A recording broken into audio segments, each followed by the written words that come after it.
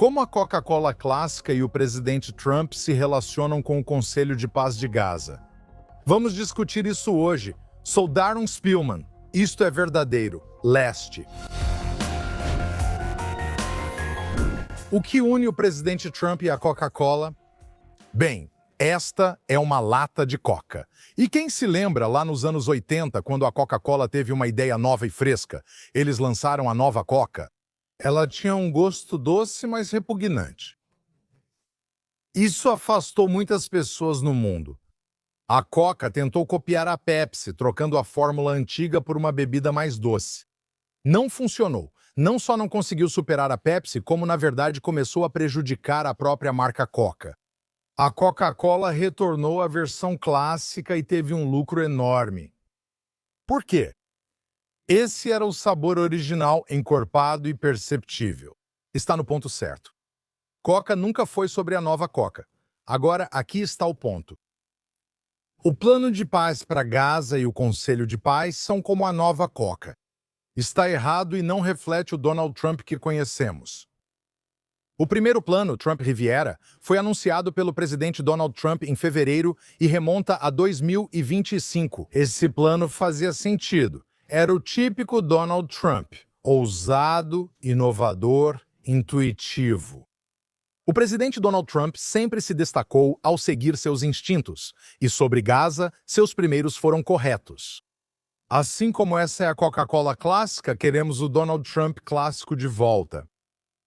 Antes de compararmos o plano de um ano atrás com o novo Conselho do Plano de Paz, há outra lição da nova Coca-Cola que importa.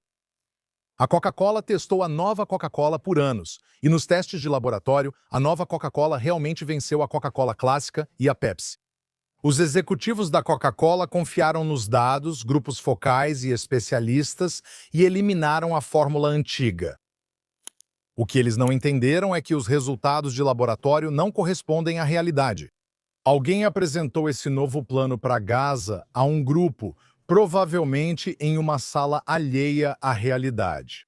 Talvez no Pentágono ou na Casa Branca, como um experimento de grupo focal. Todos balançaram a cabeça ao engavetar o plano da Riviera de Gaza e ouvir sobre o Conselho de Paz de Gaza.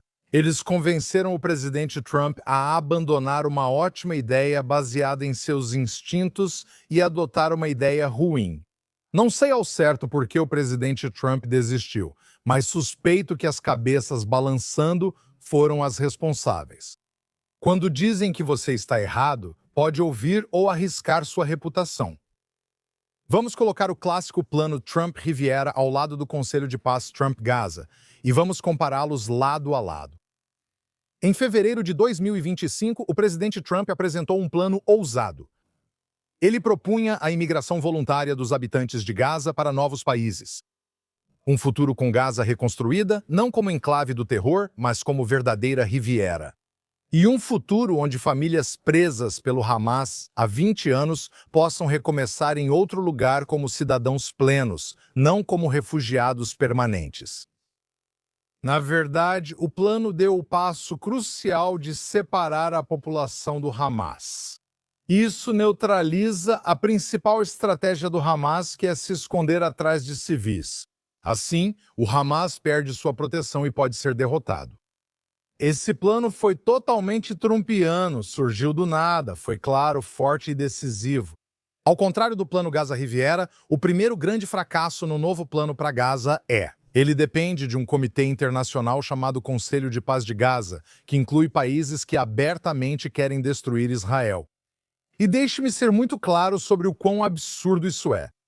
O Conselho de Paz não é como o conselho de diretores de uma grande corporação, onde todos nesse conselho compartilham os interesses comuns da empresa, para ter sucesso.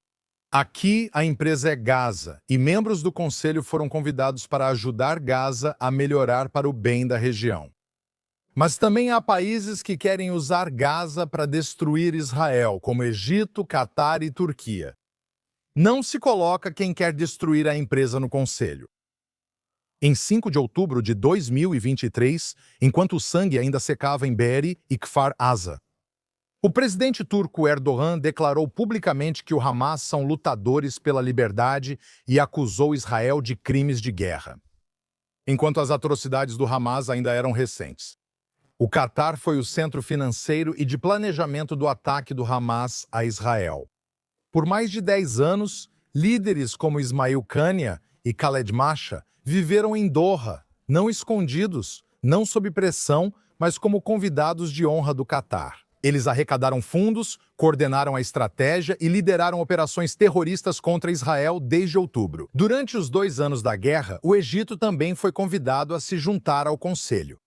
Agora precisamos enviar todas as armas usadas em Gaza em 7 de outubro vindas do Egito, onde foram contrabandeadas. Sob a fronteira, o Egito fez uma fortuna paga pelo Catar para financiar as armas em Gaza. Assim que surgir a oportunidade, eles vão fazer de novo. E o que vai impedi-los? Não é o Conselho da Paz, que para alguns de seus membros, na verdade, é um conselho do terror. Israel novamente terá que detê-los sozinho.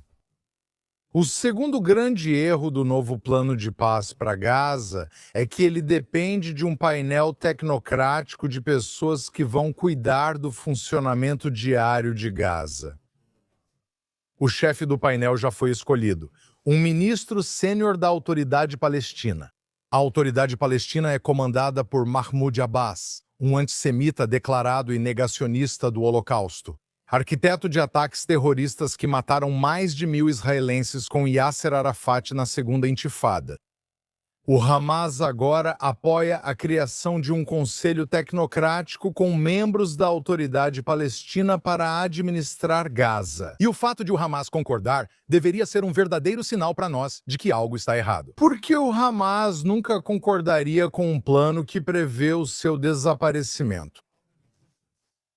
Agora, em 2007, quando o Hamas assumiu o controle da faixa de Gaza, a Autoridade Palestina, as mesmas pessoas estavam no comando da faixa de Gaza. O Hamas levou líderes da Autoridade Palestina ao topo de prédios de 10 andares e os jogou. Depois, executou outros nas ruas, tomando Gaza desse modo. O que mais eles poderiam querer além de um regime tecnocrático liderado pela Autoridade Palestina? Eu não gostaria de ser um membro da Autoridade Palestina nesse comitê tecnocrático após o início desse tipo de iniciativa. Eu não gostaria de estar lá e, se estivesse, não subiria em nenhum prédio alto. Ficaria o mais perto do chão possível. Não há dúvida de que isso ignora a realidade em Gaza e adia as grandes questões para depois. O plano Riviera de Gaza de Donald Trump começou com uma dura verdade. Só é possível reconstruir Gaza tirando o controle do Hamas. O plano previa a realocação voluntária dos habitantes de Gaza para outros países. Dê cidadania para que tenham novas vidas em outros lugares. Só quando os cidadãos saírem, poderemos reconstruir Gaza livre do terror. Essa abordagem compreendeu algo absolutamente fundamental. O Hamas sobrevive se escondendo dentro da população. Quando removemos esse escudo, o Hamas desmorona. O plano atual faz exatamente o oposto. Ele mantém a população no lugar. Ele mantém as mesmas famílias, clãs e redes sociais que criaram o Hamas no mesmo lugar. Mais uma vez, o Hamas não surgiu do nada. Eles são formados e compostos pelas famílias. Em Gaza, há apenas alguns milhares de membros do Hamas. Pessoas expostas ao ódio, ideologia e propaganda do Hamas formaram as dezenas de milhares nas fileiras. Então, esse novo plano, em vez de isolar o Hamas, na verdade inclui países que apoiam abertamente o Hamas no Conselho de Paz. Isso não impedirá o Hamas de se infiltrar novamente entre a população de Gaza, conforme o plano original do presidente Trump. Ele percebeu o poder dos Estados Unidos para pressionar outros países a aceitarem os gazenses como cidadãos, e não como refugiados em campos ou presos em conflitos. Isso literalmente quebraria o ciclo. Foi como uma lufada de ar fresco. Isso eliminaria a infraestrutura do Hamas e permitiria a reconstrução de Gaza. Você não pode construir uma Riviera em cima de túneis do terror. Você não pode desradicalizar a população de Gaza enquanto o motor de radicalização do Hamas permanece intacto. E claro, você não pode proteger as famílias israelenses. Enquanto inimigos que comemoraram o 7 de outubro estão do outro lado da cerca, você pode vê-los.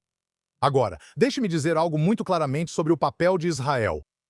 Se houver qualquer tipo de conselho supervisionando Gaza, Israel não deve apenas fazer parte do conselho. Israel precisa ter poder de veto sobre o conselho. Somos nós que vamos ter que conviver com a realidade do que acontece lá, nós, nossas famílias, nossas casas, nossos filhos. Um plano que oferece a Israel ser apenas mais um membro com exatamente o mesmo status que países como Egito, Catar e Turquia. Em um pedaço de terra localizado a 1 quilômetro da nossa fronteira, isso é um erro estratégico, um grande erro estratégico. Em algum momento ao longo do caminho, nós permitimos que isso acontecesse. Isso ficou claro na recente discordância pública entre Israel e Estados Unidos sobre Catar e Turquia. Como isso ocorreu? Bem, o primeiro-ministro Netanyahu teve uma coordenação mais próxima com esta administração do que provavelmente em qualquer outro momento nas relações entre Israel e os Etawiwa. E isso produziu resultados incríveis. Quando Israel ficou sem armas após a administração Biden, o presidente Trump renovou e ampliou os suprimentos militares de Israel além de níveis anteriores. Quando o presidente Trump deixou o Plano Riviera, nem imaginávamos um mal-entendido tão grande sobre o que é bom para a segurança de Israel e o que é realista. Acho que, para o crédito do primeiro-ministro Netanyahu, quando ele percebeu claramente para onde isso estava levando, ele soube impor limites. Algo que, sinceramente, duvido muito que muitos outros líderes em Israel teriam tido coragem de fazer. Precisamos aprender até mesmo com nosso maior aliado, os Estados Unidos da América. Toda aliança entre países tem interesses próprios. Em algum momento, esses interesses podem colidir, inclusive os dos Estados Unidos com os de Israel. Talvez não devêssemos ter deixado chegar tão longe, mas agora precisamos nos recompor e retornar ao primeiro plano da Riviera. Deve existir um conselho de países onde Israel tenha poder de veto, inclusive sobre a inclusão de membros. Agora vamos falar sobre nosso destino.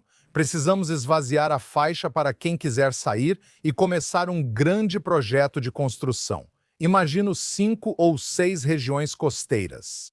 A região litorânea dos Estados Unidos, possivelmente dos Emirados, da Índia e também de Israel, entre outras.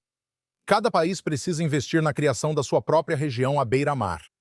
Vai ser meio como o Epcot, mas em vez de apenas fachadas, será real, com cultura de verdade, com restaurantes, com praias, com pessoas que vêm desses países. Pense nisso. Uma caminhada de 5 minutos leva você da praia da Índia à dos Emirados, depois a de Israel e a dos Estados Unidos. É fantástico. 5 comunidades litorâneas exigem bilhões em investimentos, mas acredito que vão recuperar esse valor. É o único lugar onde você pode ir de praia em praia quase como de país para país. Imagine música, bebidas, comida, cultura e o belo Mediterrâneo ao lado. E sim, com certeza Israel será uma das praias voltando milhares de anos. Judeus viveram em Gaza até serem expulsos pelos árabes em 1948. A comunidade judaica em Gaza foi a mais antiga e contínua da região. Ela é anterior a Maomé e ao Islã. Talvez alguém esteja balançando a cabeça agora, e sim, posso provar isso. A grande sinagoga de Gaza é do período romano, comprovada por arqueologia, história e fotos, datando do século VI d.C. ou anos 500. O Islã foi fundado por Maomé em 632. Mais tarde, o piso de mosaico que foi encontrado nessa sinagoga ainda existe, e as fotos mostram que não é Maomé. Mostra o rei Davi com sua harpa, confira. Dentro da cidade de Gaza havia a área chamada Karat al-Yehud, que significa bairro judeu de Gaza. Na atual vila de Zaitun, ao sul de Jabalia, ouvimos falar de Jabalia durante toda a guerra. Visitei Zaitun e Jabalia nesse período. Segundo o censo otomano, isso data de 450 anos atrás. A maioria dos moradores de Zaitun, no centro de Gaza, era judia. Mais de 600 judeus viviam lá até serem forçados a sair pela violência árabe e expulsos. Em 48 agora, o que aconteceu em 48?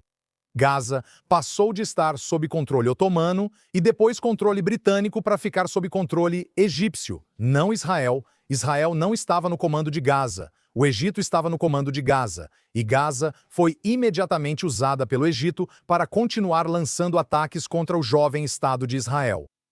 Isso continuou até Israel capturá-la do Egito em 1967, durante a Guerra dos 6 Dias, quando foi atacado de Gaza. Em 2005, Israel retirou milhares de judeus. Não são apenas judeus, mas grandes israelenses, agricultores ligados ao meio ambiente retirados de Gush Katif. Foi uma retirada lamentável de Gaza. Deixamos cada comunidade, removemos cada soldado e literalmente entregamos Gaza de bandeja para o controle total dos palestinos. O que recebemos em troca? Dezenas de milhares de foguetes, 3 ações militares, 2 guerras e, por fim, o massacre de homens, mulheres e bebês. No dia 7 de outubro, esse experimento falhou. Então, por que Israel terá uma bela praia em Gaza? E por que Israel vai controlar a segurança em Gaza? Nós temos história em Gaza, nós derramamos sangue por Gaza. Não vamos terceirizar nossa segurança. Não devemos delegar nossa segurança a forças internacionais, comitês ou aos Estados Unidos. Por quê? Porque eles mudam de governo e de políticas a cada 4 anos. As únicas pessoas com uma política consistente para proteger os israelenses são os próprios israelenses. Nós não sacrificamos quase 2.000 pessoas em 7 de outubro para entregar nossa segurança e terceirizá-la. Aprendemos essa lição e, por isso, não baixaremos a guarda novamente. A segurança de Israel tem que ser inegociável e ponto final.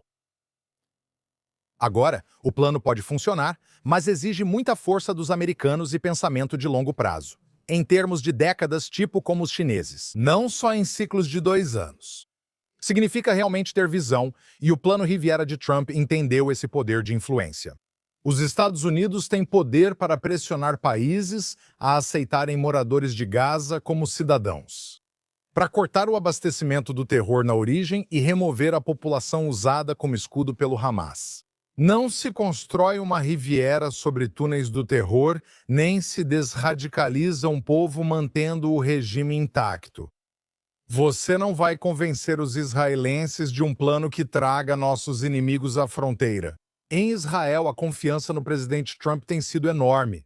Ele restaurou nossa capacidade de dissuasão, veio ao Knesset e nos reafirmou quando outros hesitaram. Os israelenses o veem tanto como um lutador de rua, quanto como um homem de negócios que sabe quando um acordo foi quebrado. Vamos ser muito claros. Este é o plano da Riviera de Gaza de Trump contra o chamado Plano de Paz do Conselho. É uma questão: Trump clássico ou novo Trump? Queremos o Trump clássico. É assim que as guerras vão acabar, é assim que as regiões vão mudar, e é assim que a história vai ser feita.